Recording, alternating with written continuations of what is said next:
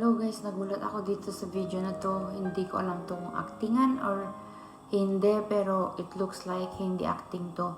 Di ba, I remember nung ini-interview si Kim na minsan daw dahil sa kanyang asthma, eh bigla na lang siya natutumba, lalo kong pagod. So, panoorin nyo guys and let me know, ito ba ay actingan or talagang parang kita ko yung mukha ni Pao is nag-alala siya eh. And then, kung pansinin nyo din yung babae dun sa harapan na parang kinabahan kasi hinawakan niya yung ganito.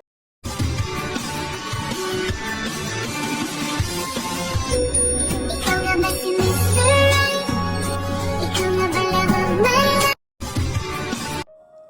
Nakita nyo yun, right? Nakakapag-alala din talaga, no? Kasi, di ba, lalo na si Kim, may mga buwis buhay na mga niya, prod niya. So, biro mo kung doon mangyayari doon sa yung ganun pangyari. Parang